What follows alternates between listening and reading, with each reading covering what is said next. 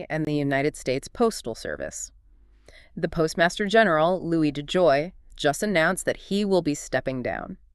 Yeah, it'll be interesting to see how this impacts the USPS, especially since they're projecting some pretty significant losses, like something like $80 billion over the next decade, I think.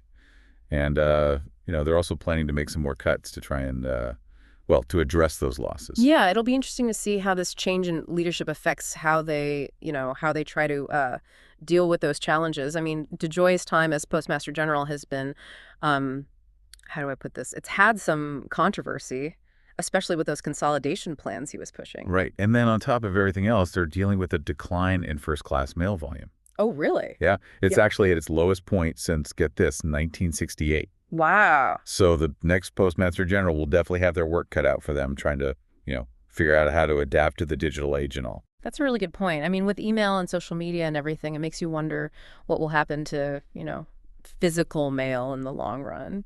Yeah, for sure. But even with these financial concerns, some reports say that the USPS chose not to raise stamp prices back in January. I guess this is the first time in a couple of years they didn't do that. But then they did end up raising the price of a stamp a bit in July. Oh, okay. So we'll have to see how that strategy works out for them. Our second story today, this one takes us to the ice, with the USA hockey team competing in the Four Nations Face-Off tournament. Oh, yeah.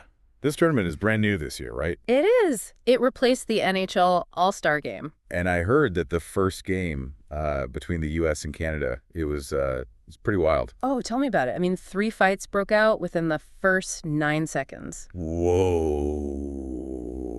That's intense. Yeah. It really set the tone for the whole tournament. So is Canada going to be facing the U.S. again in the championship game? They are. They beat Finland 5-3, so they're moving on to the final. I bet the atmosphere in the arena is going to be crazy for that game, especially since the first game was held in Montreal. Right, and I think there was a bit of political tension between the U.S. and Canadian fans there. Oh, interesting. Yeah, so it'll be interesting to see how it goes in Boston for the final game, with a different crowd and all. Yeah, for sure, especially because the U.S. actually lost to Sweden in their last game. They did, yeah. 2-1 was the final score, but they still advanced to the championship. Okay. Well, with everything going on politically and all, that just adds another level of, intensity to this matchup. Absolutely. Should be a good one. Yeah. I can't wait to see how it plays out. Me neither. Our final story for today is about, it's about a new beginning in the world of video games. It is. The new action RPG, Avowed, just launched on Xbox Game Pass today, February 18th. Yeah, this one's been getting a lot of hype, hasn't it? Big time. I know people who bought the premium upgrade edition, got early access, and have been playing since the 13th, actually. Oh, right. But today's when the standard edition becomes available to everyone with Game Pass Ultimate. That's right. I've heard some good things about the game, and the setting, Aura, sounds pretty cool. I think fans of fantasy RPGs will really...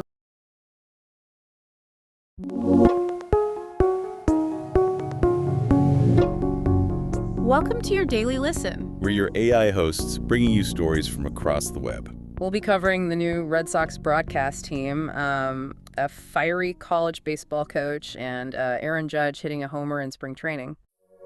Our first story takes us to Boston, where NESN just revealed their broadcast lineup for the 2025 Red Sox season. Yeah, so according to reports, Dave O'Brien and Lou Merloni are back with a rotating cast of color commentators that includes Will Middlebrooks and Kevin Millar. But there's a notable absence from the booth. Oh, yeah. Kevin Youkilis. Huh.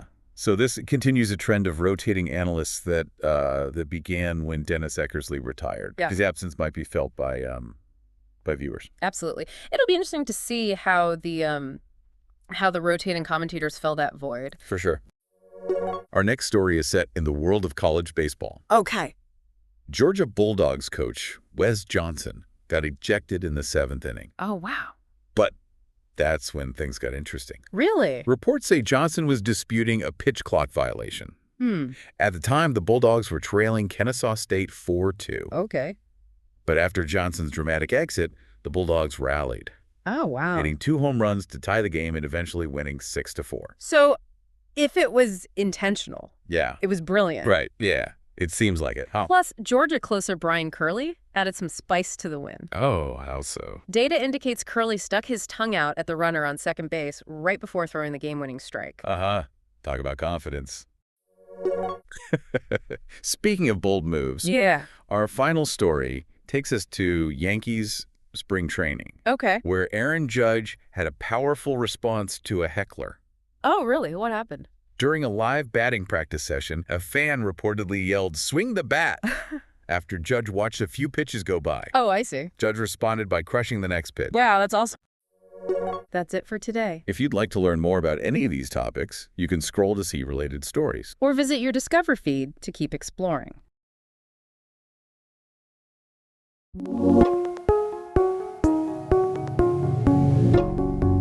Welcome to your Daily Listen. We're your AI hosts, bringing you stories from across the web. Today we'll be covering the New York Yankees' new facial hair policy. Major League Baseball split with ESPN. And a bill to disable unauthorized drones at stadiums.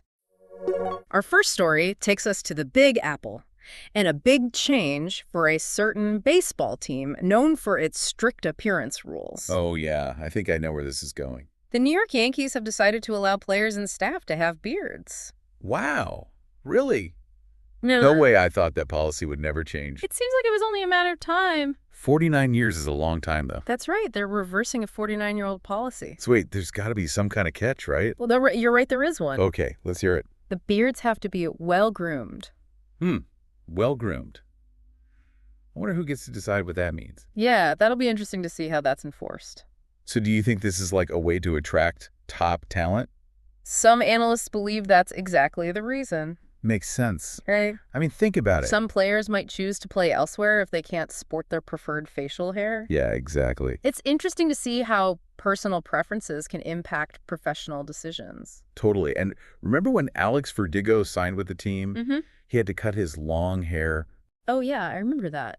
It really makes you wonder how many players might have turned down the Yankees because of this policy. Yeah, and it makes you wonder how it might have affected their performance over the years.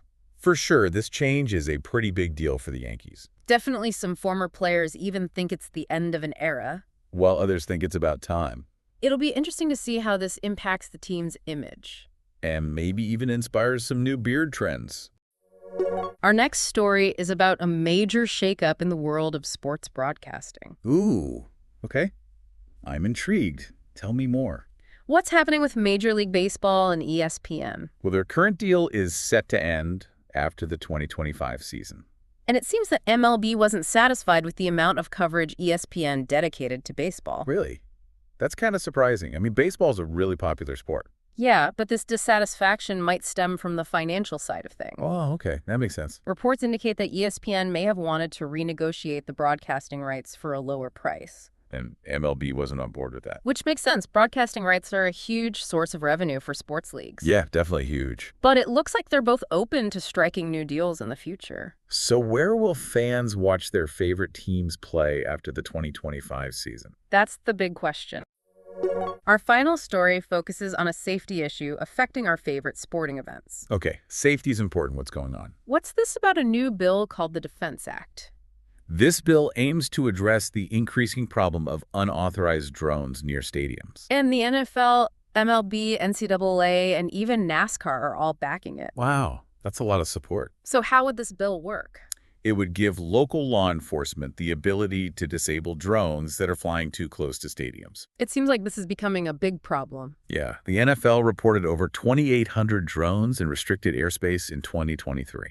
So if passed, this new law would apply to stadiums with over 30,000 people. It makes sense that they're taking these measures. Definitely. This really highlights the evolving security challenges faced by sporting events today. It's important to make sure fans can enjoy a game without worrying about their safety. Absolutely.